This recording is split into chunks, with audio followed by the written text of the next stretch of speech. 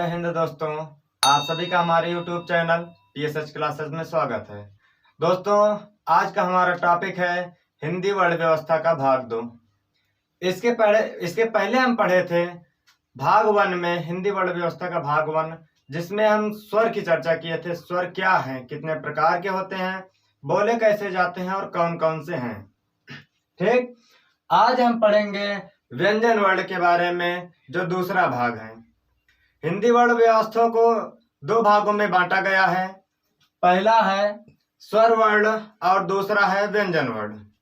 ठीक, आज हम पढ़ेंगे व्यंजन वर्ण के बारे में। इनकी संख्या होती है 33 मुख्यतः, और इन 33 को पढ़ेंगे। इनके कितने भेद हैं उनको पढ़ेंगे। और इस व्यंजन के मुख्यतः 3 भेद हैं। ठीक, और सबसे पहले हम जान लें कि ये व्यंजन होता क्या है। ये जानना आवश्यक है। इसके पहले स्वर के बारे में जाने थे ना, तो आज हम व्यंजन के बारे में जानेंगे कि व्यंजन है क्या चीज। परिभाषा इसकी जान लें। ऐसे वर्ण जिनके उच्चारण में स्वरों की सहायता ली जाए उसे व्यंजन वर्ण कहते हैं।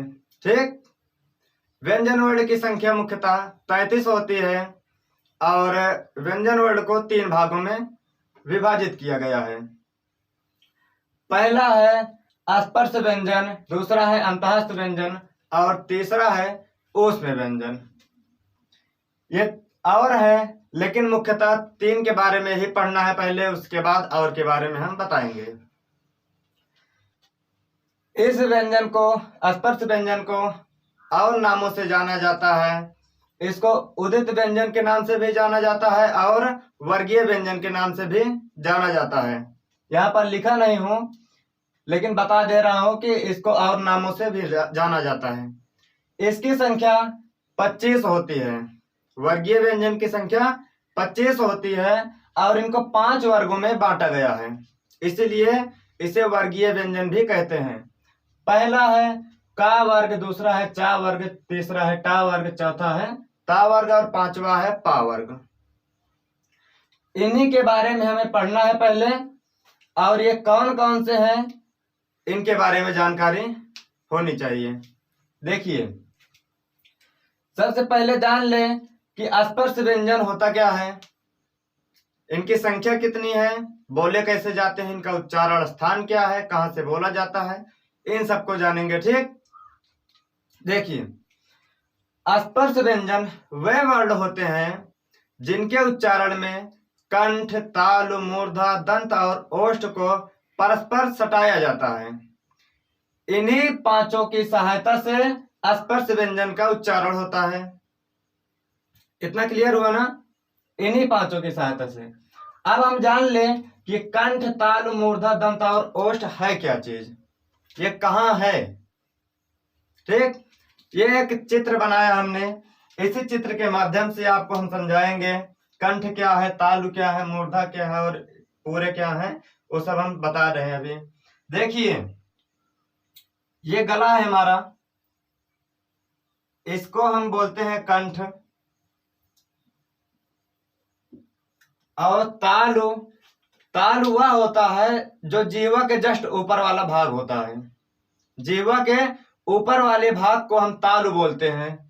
यहाँ पर हमारी जीवा होती है और जीवा के ऊपर वाला भाग ऐसे तालु होता है, इसे हम तालु बोलते हैं।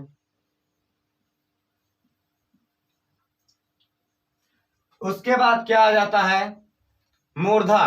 मूर्धा क्या है, इसके बारे में भी जानकारी चाहिए। जो हमारी जीवा होती है, जीवा का अग्रभाग मूर्धा कहलाता है। जीवा का अग्रभाग मूर्धा कहलाता है। एक हम यहाँ पर हमारी जीवा होती है और एक जीवा हम बना भी दे रहे हैं अलग से। ये क्या है, जीवा का अग्रभाग है, इसे बोलते हैं मूर्धा। मूर्धा के बाद आता है दंत। ये वाला दंत यानी कि दांत। हमारे ओष्ठ होते हैं, ओष्ठ के पीछे वाला जो भाग होता है वहां पर दांत होता है, उसी दांत को हम दंत कहते हैं। यहाँ पर हमारा दांत होता है और इसी दांत को हम कहते हैं दंत। उसके बाद अंत में क्या है, ओष्ठ है ना, ओष्ठ है। ओष्ठ के बारे में जानेंगे। ओष्ठ यानी कि हमारे मुख का जो सबसे बाहरी भाग होता है उसे हम ओष्ठ कहते हैं, ये वाला।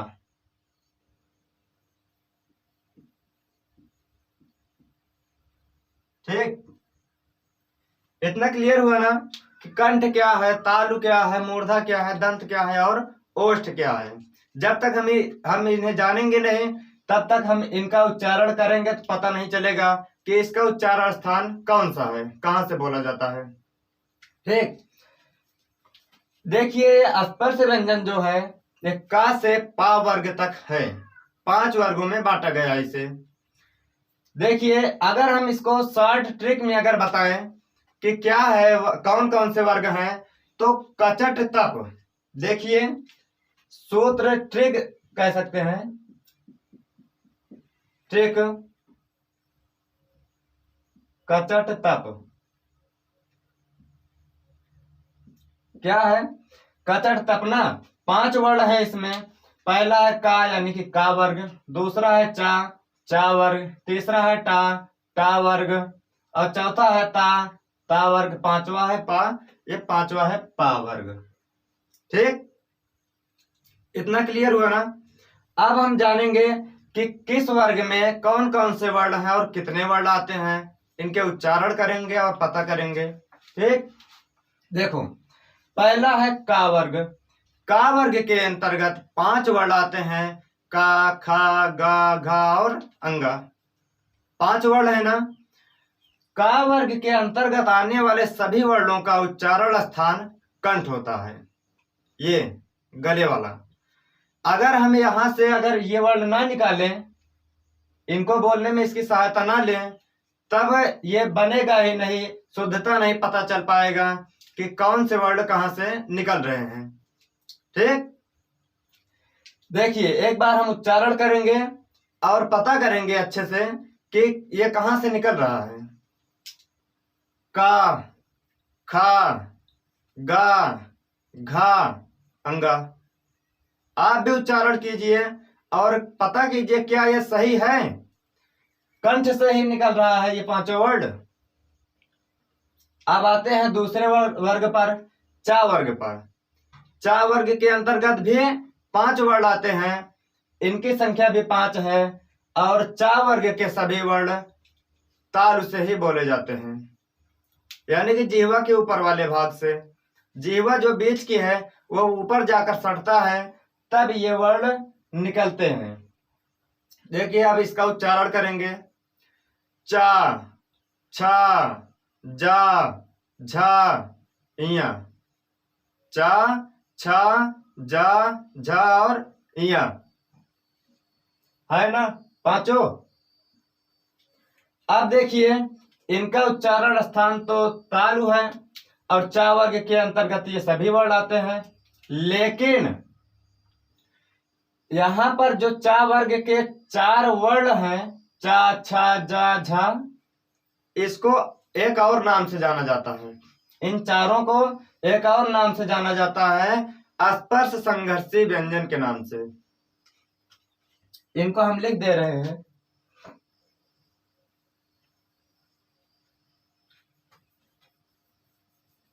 स्पर्श संघर्षी व्यंजन, इन चारों को।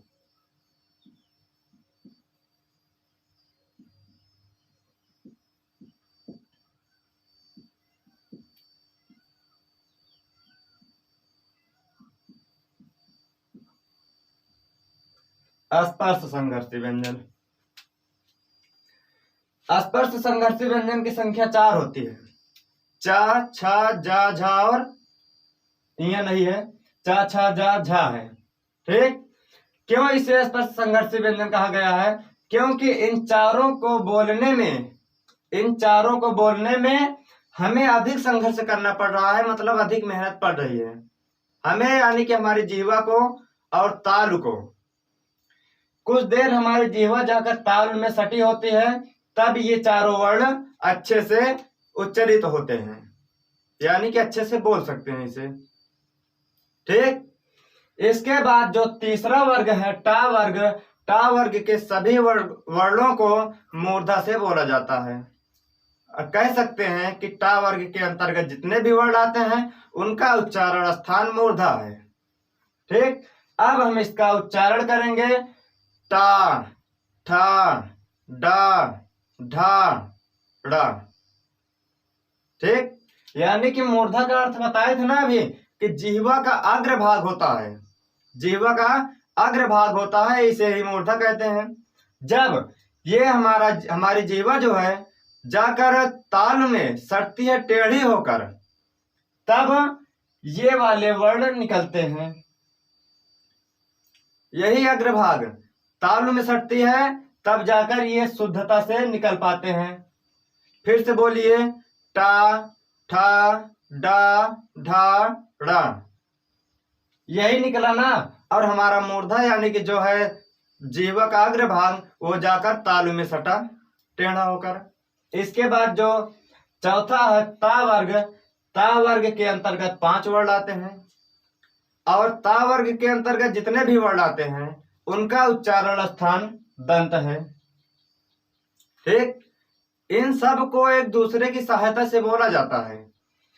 अब देखिए ता वर्ग के अंतर्गत जो भी वर्ण है उन्हें हम जानेंगे ता, था, दा, धा, ना। यानी कि हमारी जिह्वा जो है दांत से सटे हैं। जब इनको बोले तब हमारी जिह्वा जो है दांत से सटा ना। फिर से बोलेंगे ता, था, दा, धा, ना। जब तक हमारी जिह्वा अगर दांत में नहीं सटेगी तब तक इन वर्णों को शुद्धता से नहीं बोल सकते। आप भी बोलते चलिए साथ साथ। देखिए इसके बाद जो है ओष्ठ है। ओष्ठ में या ओष्ठ के अंतर्गत कितने वर्ण हैं? 5। ये पा वर्ग के अंतर्गत कितने हैं? 5। अब देखिए इन सभी वर्णों को हम बोलेंगे, अब उच्चारण करेंगे कि क्या ये ओष्ठ की सहायता से बोले जा रहे हैं कि नहीं। बोलो अब हमारे साथ पा, फा, बा, भा, मा। देखिए इन सभी वर्णों को जब हम बोल रहे हैं तब हमारे ओष्ठ एक दूसरे से आपस में सट रहे हैं, मिल रहे हैं। जब तक ये दोनों आपस में जुटेंगे नहीं तब तक इन वर्णों को हम बोल नहीं सकते। अगर कोशिश करेंगे कि हम अगर ओष्ठ को बिना सटाए अगर बोलें तब हमारे मुख से सिर्फ एक ही ध्वनि निकलेगी, वो क्या है? आ है। कौन? आ। इतना क्लियर हुआ ना। देखिए ओष्ठ की बात कर रहे हैं तो आप लोगों को हिंदी में और एक चीज बता दें कि ये जो हमारा ओष्ठ होता है, ऊपर जो होता है इसको हम ओष्ठ बोलते हैं और जो नीचे वाला भाग होता है इसे अधर बोलते हैं। इंग्लिश में तो लिप्स बोल देते हैं, लिप्स के अंतर्गत ओष्ठ आ जाता है दोनों। लेकिन हिंदी में क्या है, हिंदी बहुत बड़ी भाषा है। इसी हिंदी के अंतर्गत अगर हम ओष्ठ को बांटे तो ओष्ठ ऊपर वाला भाग होता है और अधर नीचे वाला भाग। समझ में आया ना। अब आते हैं अगले व्यंजन पर। व्यंजन का अगला भाग जो है अंतःस्थ व्यंजन। ठीक, अंतःस्थ व्यंजन, अंतःस्थ व्यंजन की संख्या 4 है, या, रा, ला और वा। सबसे पहले जान ले कि अंतःस्थ व्यंजन होता क्या है, इसकी परिभाषा। अंतःस्थ व्यंजन वे वर्ण होते हैं जिनको बोलने में हम सांस को अंदर लें, जिन्हें बोलने में हम सांस को अंदर की ओर खींचते हैं तब क्या, यही अंतःस्थ व्यंजन निकलता है। बोलिए, इनका उच्चारण कीजिए। या, रा, ला, वा। एक साथ नहीं बोल सकते, हर बार सांस लेनी पड़ेगी इनको बोलने में। या, रा, ला, वा। आप भी बोलिए। ये हो गया ना।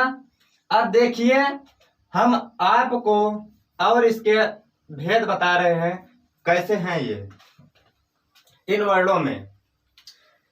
ये पहला और लास्ट वर्ड देख रहे हैं ना आप, या और वह, इन दोनों वर्णों को अर्ध संयुक्त स्वर बोला जाता है, या कि अर्ध संयुक्त वर्ण बोला जाता है। क्यों? क्योंकि ये स्वरों से मिलकर बना है, यानी कि दोनों स्वरों से मिलकर बना है। पहला है या ना, ई धन आ, इसे अर्ध स्वर वर्ण बोलते हैं। देखिए, पहला है ए धन आ बराबर या। आप भी उच्चारण कीजिए, क्या यह सही है? या निकल रहा है ना, ए निकल रहा है पहले शुरुआत में, और अंत में ध्वनि आ की निकल रही है, इसलिए या हुआ। उसके बाद वाह है, वाह को जब हम उच्चारित करेंगे तब क्या निकलेगा? ओ धन वाह, वाह हुआ ना। एक बार फिर से बोलिए, या और वाह को, या ध्वनि क्या निकली? आ, और शुरुआत में क्या निकला? ई। अब इन दोनों को किस नाम से जाना जाता है? अर्ध स्वर वर्ण। किसके नाम से? अर्ध स्वर वर्ण। अर्ध स्वर वर्ण। इतना क्लियर हुआ ना कि अंतःस्थ व्यंजन कौन से व्यंजन है? इन दोनों वर्णों को अर्ध स्वर वर्ण के नाम से जाना जाता है। अगर आपसे पूछ लिया जाए अर्ध स्वर वर्ण की संख्या कितनी है, तब वहां पर 2 होगी। अगर पूछ लिया जाए कौन कौन से हैं, तब वो क्या होगा? या और वाह। अगर ये भी पूछ लिया जाए कि या किन 2 अर्ध स्वरों से मिलकर बना है, तब वहां पर ए और आ होगा। ऊ को वाह को पूछे तब ओ धन वाह होगा। ठीक, इतना क्लियर हुआ ना। इसके बाद जो तीसरा है हमारा व्यंजन का प्रकार, वो ऊष्म व्यंजन या संघर्षी व्यंजन है। एक चीज समझ रहे हैं आप, यहाँ पर संघर्षी व्यंजन दिख रहा है, और यहाँ पर अभी आपको बताया इनको स्पर्श संघर्षी व्यंजन कहा जाता है। इनको सिर्फ संघर्षी व्यंजन कहा जाता है इसे, लेकिन इसे स्पर्श संघर्षी व्यंजन कहा जाता है। ठीक, कंफ्यूजन बिल्कुल नहीं रहेगा। यहाँ पर ऊष्म व्यंजन या संघर्षी व्यंजन। अब ऊष्म व्यंजन क्या है, संघर्षी व्यंजन क्या है, पहले तो इनकी संख्या जान ले। ऊष्म या संघर्षी व्यंजन की संख्या 4 है। कौन कौन से? सा, ख, सा, हा। तीनों सा है और हा है, इसे खा भी बोलते हैं। ठीक, अब देखो, बोल तो दिए हम कि ये सा, खा, सा है, हा है। ठीक, लेकिन हम जब इसकी परिभाषा जानेंगे तब स्पष्ट हो जाएगा क्या ये सही है। उसमें संघर्षी व्यंजन की संख्या 4 है। अब इसकी परिभाषा जान लो। ऐसे वर्ण जिनके उच्चारण में हमारे शरीर में ऊष्मा पैदा हो, या हमारे शरीर में ऊष्मा उत्पन्न हो, तब क्या होता है? वहां पर ऊष्म या संघर्षी व्यंजन होता है। ठीक, देखिए, अब हम इसका उच्चारण करेंगे। सा, खा, सा, हा। सा, सा, हा। क्लियर हुआ ना? समझ में आया कि इनको हम जब बोल रहे हैं तो यहाँ पर अधिक मेहनत भी पड़ रही है। अब मेहनत पड़ेगी तब क्या होगा? हमारे शरीर में ऊष्मा यानी कि भाप उत्पन्न होगा। इतना समझ में आया? अब जो चौथा है, इसके अतिरिक्त यहां तक तो 33 वर्ण बताए थे ना आपको, ये 25, 4, 29, 4, 33 वर्ण हो गए ना मुख्यतः व्यंजन के। अब इसके अतिरिक्त पढ़ेंगे कितने और हैं, एकदम डाउट क्लियर होता चला जाएगा। देखो, संयुक्त व्यंजन है चौथा। संयुक्त व्यंजन, संयुक्त व्यंजन की संख्या 4 है। और कौन कौन से हैं? छात्र, ज्ञा, स्त्र। देखिए, संयुक्त का अर्थ ही होता है मिलना या मिलकर। जब जिन वर्णों को बोलने में या लिखने में दो व्यंजनों की सहायता ली जाए या दो व्यंजनों के सहयोग से लिखा जाए, तब क्या होता है, वहां पर संयुक्त व्यंजन वर्ण होता है। इसकी संख्या 4 होती है, छत्र ज्ञ स्र। अब हम देखेंगे कि इन चारों को किन दो वर्णों की सहायता से लिखा गया है। ये क्या है, देखिए ये सभी हम लिख दिए हैं ना चारों। अब किससे बने हैं ये जानेंगे, कौन कौन से वर्णों से बना है। देखिए पहला क्या है, छा है ना। छा को हम लिखते हैं आधा का और मूर्धा सा। आधा का और मूर्धा सा से कौन सा वर्ण निकलता है, छा निकलता है। अगर हम इसको एकदम आसान तरीके से जानने का प्रयास करेंगे तब क्या होगा, का को हम लिखते हैं इंग्लिश में क्या, के लिखते हैं ना, और सा को लिखते हैं मूर्धा सा को यस यच, यस यच लिखते हैं ना। और देखिए जब हम इस छा को के यस यच लिखते हैं तो के से क्या हो गया, का हो गया, और यस यच से ये सा हो गया, हुआ ना। अगर दूसरे की बात करें तो इसको हम इंग्लिश में क्या लिखते हैं, टी आर ए लिखते हैं ना, त्रा होता है। देखो टी से क्या होता है, ता, इसको आधा कर दीजिए। आर ए से रा होता है, हुआ ना। आधा ता और रा से मिलकर क्या बना है, त्रा बना है। इसके बाद जो चौथा है ज्ञा, ज्ञा को हम इंग्लिश में क्या लिखते हैं, जी वाई ए एन, ज्ञा होता है ना, जी वाई ए एन। अब देखो जी से क्या है, जी से जा होता है ना, जी से जा, और वाई ए एन से या, जी से जा वाई ए एन से या हुआ, यानी कि ज्ञा। हम जब इसको इंग्लिश में लिख देंगे तब हमें इनका निचोड़ पता चल जाएगा कि ये किन किन वर्णों से मिलकर बना है। देखो अब जो अंतिम में है स्रा, जब हम स्रा को लिखते हैं तब यस यच आर ए लिखते हैं ना, यस यच आर ए। देखिए यस यच से क्या होता है, सा होता है ना, इसी को आधा कर दीजिए। यस यच से सा होता है और आर ए से रा हुआ। इतना हो गया ना, समझ में आया कि कौन कौन से वर्ण हैं संयुक्त व्यंजन के अंतर्गत और वो किन किन वर्णों के सहयोग से बने हैं। एक बार फिर से रिवीजन कीजिए। छा है ये का और सा से मिलकर बने हैं, त्रा है आधा ता और रा से मिलकर बने हैं, ज्ञा है आधा जा और य से मिलकर बना है, और जो स्रा है आधा सा और रा से मिलकर बना है। इतना क्लियर हुआ ना।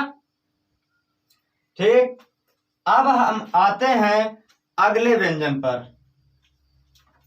देखिए अगला जो व्यंजन है निर्मित व्यंजन। निर्मित व्यंजन यानी कि इसे अलग से शामिल किया गया है इस पूरे व्यंजन वर्ण में। इतना क्लियर हुआ ना। लेकिन ये व्यंजन और ये व्यंजन, संयुक्त व्यंजन, निर्मित व्यंजन और जो आगत ध्वनियां हैं, इनको इसके अंतर्गत नहीं रखा गया है। ठीक, देखो और एक द्वित व्यंजन भी है, उसको अभी हम बता देंगे। द्वित व्यंजन, सबसे पहले देखो ये निर्मित व्यंजन क्या है, जिसे अलग से बनाया गया हो, जिसका अलग से निर्माण हुआ हो, उसे क्या बोलते हैं, निर्मित व्यंजन। अलग से किसका निर्माण किया गया है, डा और ढा को। देखिए आप लोग कंफ्यूज बिल्कुल नहीं होइएगा, यहां पर आपको इसी तरह 3 देखने को मिलेगा, लेकिन सब में बिल्कुल अंतर रहेगा। देखो सबसे पहले का वर्ग में एक आता है अंगा, आता है ना। उसके बाद क्या आता है, टा वर्ग में डा आता है। उसके बाद अलग से जो निर्मित व्यंजन है इसमें क्या आता है, ड़ा आता है। सब देख तो वैसे ही रहा है तीन के तीनों, लेकिन इन सब में कुछ ना कुछ अंतर है। देखिए पहले में जो अंगा है राइट यानी कि दाहिनी ओर बिंदी लगी है, साइड में लगा है ना, इसे अंगा बोलते हैं। जो डा है इसमें कुछ नहीं है, सिर्फ वही एक वर्ण है जिसमें कोई बिंदु नहीं है, इसीलिए इसे डा है ये। जो तीसरा है इसमें नीचे बिंदी लगी है, नीचे लगा है ना, साइड में अंगा में लगा होता है, नीचे डा में लगा होता है। लेकिन ये जो डा है इन दो तीनों वर्णों को जब हम लिखते हैं तो कोई शब्द बनता है, लेकिन ये जो डा और ढा है ये किसी व्यंजन का निर्माण नहीं करते हैं, सहायता करते हैं लेकिन ये स्वयं से निर्माण नहीं करते। हम कहीं पर इन दोनों का शुरुआत में प्रयोग नहीं देखे हैं, इनका प्रयोग शुरुआत में कहीं पर नहीं होता है। अगर हम इसका प्रयोग जैसे करते हैं तो सड़क हो गया, जैसे सड़क हो गया ना, पकड़ हो गया, पकड़, नीचे हुआ है, बीच में हुआ, ये नीचे है ना, यानी कि बीच में है और आखिरी में है। क्या हम इन वर्णों से शुरुआत से कोई शब्द बना सकते हैं इन वर्णों का प्रयोग करके? नहीं बनेगा। देखो अगर हम इसको हटा भी दें तो गलत हो जाएगा, सड़क हो जाएगा। अब ये है पकड़ सही है, लेकिन अगर हम बिंदी हटा देंगे तो गलत हो जाएगा, इसीलिए हमें बिंदी लगानी पड़ती है। इसका अलग से निर्माण किया गया है। जैसे ढ़ा है, अब इसको जब हम लिखेंगे तो जैसे कढ़ाई हो गया, कढ़ाई हो गया ना, पढ़ाई हो गया, ठीक। ये क्या है, ये निर्मित व्यंजन के सहयोग से बना है ना ये शब्द। अगर हम इसका उपयोग ना करें, इसका प्रयोग ना करें, तब ये गलत हो जाएगा, ठीक। अब देखो निर्मित व्यंजन की संख्या 2 है, कौन कौन से, डा और ढा, यानी कि डा और ढा को लिखेंगे और नीचे बिंदु लगा देंगे, तब वो क्या हो जाएगा, हमारा निर्मित व्यंजन। और निर्मित व्यंजन को और कई नाम से जाना जाता है, निर्मित व्यंजन को और नामों से जाना जाता है, जिसको हमने लिख दिया है नोट करके, आप भी लिख सकते हैं। नोट में हमने लिखा है निर्मित व्यंजन यानी कि इस व्यंजन को द्विगुण व्यंजन, उच्छित व्यंजन, ऊपर फेंका हुआ व्यंजन और आगत ध्वनिया, आगत व्यंजन और अतिरिक्त व्यंजन। इसके अतिरिक्त यानी कि निर्मित व्यंजन जो है इसके अतिरिक्त 5 और नाम से जाना जाता है इन्हें, ठीक। इतना क्लियर हुआ ना, कौन कौन से हैं निर्मित व्यंजन, डा और ढा। इन्हें 5 नामों से जाना जाता है, नोट करके आप भी लिख लीजिएगा। उसके बाद जो ध्वनि आती है यानी कि जो वर्ण आता है व्यंजन के अंतर्गत, वो आगत ध्वनियां है या आगत वर्ण है। जा, फा, खा, ऐसे ही हमने शॉर्ट करके लिख दिया है। जिस वर्ण के नीचे बिंदु लगा रहे हैं वो क्या होता है, आगत ध्वनियां होती हैं या आगत वर्ण होता है। इस वर्ण को फारसी में लिखा जाता है, ये इस वर्ण को क्या बोलते हैं, जा, फा, यानी कि आगत ध्वनियां है ये, इनको फारसी में लिखा जाता है, इनका प्रयोग फारसी में किया जाता है।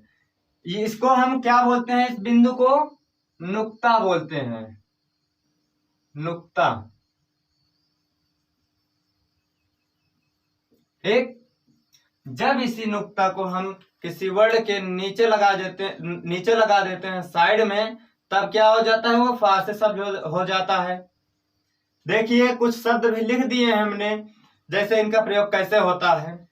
ये राज है, काफी है, खिताब है, पढ़ने का तरीका इनका बदल जाता है। अगर इसको हम साधारण हिंदी में पढ़ें, अगर इस बिंदु को हटाकर पढ़ें तो राज हो जाएगा, काफी हो जाएगा, खिताब हो जाएगा। ठीक, लेकिन जब हम इस बिंदु को साथ में अगर उच्चारित करेंगे तो राज यानी कि झनकार उत्पन्न होगा हमारे आखिरी ध्वनि में। राज, काफी, खिताब। ठीक, इतना समझ में आया ना। एक और है जिसे हम द्वित व्यंजन के नाम से जानते हैं। देखिए ऐसे यहां पर हम समझा दे रहे हैं द्वित व्यंजन। ठीक, द्वित व्यंजन। द्वित व्यंजन वह व्यंजन होते हैं, वह वर्ण होते हैं जो दो एक ही वर्ण से मिलकर बनते हैं। समान वर्णों से मिलकर बने हुए व्यंजन को द्वित व्यंजन कहते हैं। जैसे का हो गया, आधा का और पूरा का। ठीक हुआ ना। अगर हम इसका प्रयोग करेंगे तो चक्का, समान वर्ण है कि नहीं, समान व्यंजन लगा है ना, आधा का पूरा का। पक्का, एकदम आसान है, आप लोग स्वयं बनाते चले जाएंगे शब्द। ठीक, खट्टा, खट्टा समान वर्ण है ना, समान वर्ण से ही क्या होता है, द्वित व्यंजन बनते हैं। दो समान वर्णों के सहयोग से द्वित व्यंजन का निर्माण होता है। इतना ही था। ठीक, ये लास्ट व्यंजन था। इतना आप लोगों को हमने समझा भी दिया है। अब इसके अंतर्गत हमने कुछ महत्वपूर्ण बिंदु के माध्यम से कुछ प्रश्न लिखकर आए हैं, आप लोगों को समझा दें अब। ठीक, देखिए पहला क्या है, इसके अतिरिक्त इतना तो आप लोगों को समझा दिया है, इसलिए इसके माध्यम से जितने भी प्रश्न बने हैं आपको बता भी दिए हैं। और अतिरिक्त इसके एडवांस क्या है, किन वर्णों को क्या किस नाम से जाना जाता है, वो सब है। पहला है, हिंदी में रा को किस नाम से जाना जाता है, लुंठित वर्ण। रा को लुंठित वर्ण के नाम से जाना जाता है। क्यों? जब हम रा को पढ़ते हैं, जब इनका उच्चारण करते हैं रा का, तब हमारी जीवा टेढ़ी हो जाती है और कुछ देर चलती रहती है। रा, रा का उच्चारण कीजिए और पता कीजिए क्या ये लुंठित वर्ण है। हमारी जीवा एकदम से टेढ़ी हो जाती है, इसलिए इसे लुंठित वर्ण कहा जाता है, रा को। इसके बाद ला है और ला है। ला, ला, ला है पूरा और आधा ला के साथ पूरा हा है। ला, इसको पार्श्विक वर्ण कहते हैं। पार्श्विक यानी कि पीछे से जो निकलता है। इन वर्णों को जब हम बोलते हैं तब इसका उच्चारण हम पीछे की ओर से करते हैं। ला, ला, क्लियर हुआ ना। ये किसके अंतर्गत ला को रखा गया है, अंतःस्थ व्यंजन के अंतर्गत ना। लेकिन ला को और किस नाम से जाना जाता है, पार्श्विक वर्ण के नाम से। समझ में आया ना इतना। आप देखो हा क्या है, हा को काकल वर्ण के नाम से भी जाना जाता है। हा जो है इसको काकल वर्ण के नाम से भी जाना जाता है। हा को किसके अंतर्गत रखा गया यहाँ पर, ऊष्म व्यंजन या संघर्षी व्यंजन के नाम से। और यहाँ पर किसके नाम से, काकल वर्ण के नाम से। क्यों इसे काकल वर्ण कहा गया है, क्योंकि जब हम इसका उच्चारण करते हैं तब हमारे मुख से हकार उत्पन्न होता है, तब क्या होता है, ये हा निकलता है और काकल वर्ण बन जाता है। हकार उत्पन्न होता है ना, हा, हा, तब क्या होता है, ये काकल वर्ण उत्पन्न हो जाता है। इसके बाद जो अंतिम प्रश्न है, हिंदी में ना, रा, ला और सा को वर्ष वर्ण कहा जाता है। यानी कि जिह्वा और दंत के सटाने से, जिह्वा और दंत के परस्पर सटाने से किन वर्णों को हम बोलते हैं, ना, रा, ला और सा। इसलिए वर्ड से वर्ड इसे कहा गया है। वर्ड से वर्ड की संख्या कितनी है? 4। ना, रा, ला और सा। इतना क्लियर हुआ ना? ये हमारा लास्ट प्रश्न था। आप लोगों को अच्छे से समझाने का प्रयास भी किया है और आप लोग अच्छे से पढ़े होंगे। एक बार आप लोग स्क्रीनशॉट ले लीजिए इसका।